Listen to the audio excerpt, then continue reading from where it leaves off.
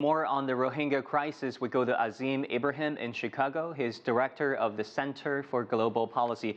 Director Ibrahim, welcome to our show. I want to ask you about the current situation. In your opinion, what is a way out? Because the Rohingya refugees wouldn't go home, most of them, yet their host country, Bangladesh, say it can barely accommodate any more of them any longer. Yeah, well, Bangladesh is hosting 1.2 million Rohingya refugees. This is the largest refugee camp in the world. And as you can appreciate, the Bangladeshi government is not too keen on taking any more or hosting them any longer. They do not see this as their responsibility. The reason why the Rohingya have refused to go back on this occasion is that because of the dialogue between Myanmar, Bangladesh and the United Nations excluded the Rohingya completely. They were not involved in any discussions on repatriation. And the Rohingya demands are very simple. They simply want to go back to their own country. They want to have full citizenship and they want to have security. None of these things have been guaranteed by Myanmar, and so they refuse to go back. It is really that simple. So let me ask you this. To our international viewers who are not terribly familiar with the situation in Myanmar, can you tell them why wouldn't the Burmese government grant these Rohingya citizenship? Well, Myanmar, Burma does not recognize the Rohingya as citizens. It stripped them all of their nationality in 1982 by a law, the National Citizenship Act, in which they rendered all the Rohingya minorities as stateless. They became one of the largest stateless groups in the world.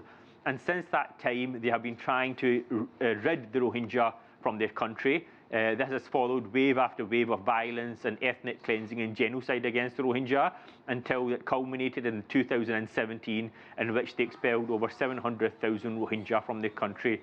And we must remember, it is not just the Rohingya that are targets of the Myanmar military. Almost every other ethnic minority is also being targeted, including the Karen, the Shin and the Shan. Other minority groups are all equally being targeted. Many in the military are interested and motivated in creating a Burmese Buddhist nationalist state. They do not believe that these minorities belong in their country. So in your opinion, what could be the steps to a durable solution? You said that the Rohingyas were not represented in UN-mediated talks. I think the steps are very clear. I think the pressure has to be applied to Myanmar to take these refugees back, offer them full citizenship, and give them the security and give their lands back as is necessitated by international law. And I believe China plays a very important role here. China is the regional power. It is an aspiring global superpower, and it's facing multiple problems, not just in Hong Kong or Xinjiang or elsewhere. I think this situation in Myanmar is an easy win for China to put pressure on Myanmar to solve the situation. And I think this will demonstrate China as being a responsible global power if it can solve this situation, which I believe is relatively easy for it to do. But you know, China has this non-interference policy all the way since the 1970s, when Premier Zhou Enlai of China back then said China would not interfere easily unless absolutely necessary.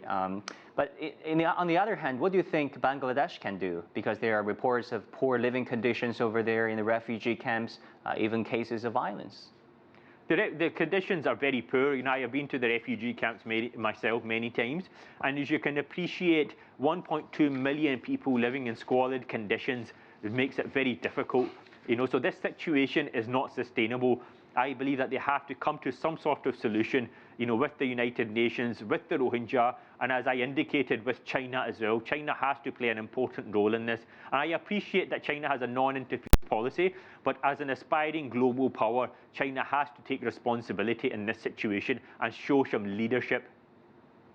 So much is at stake. Thank you so much, Director Azeem Ibrahim in Chicago, for your insight.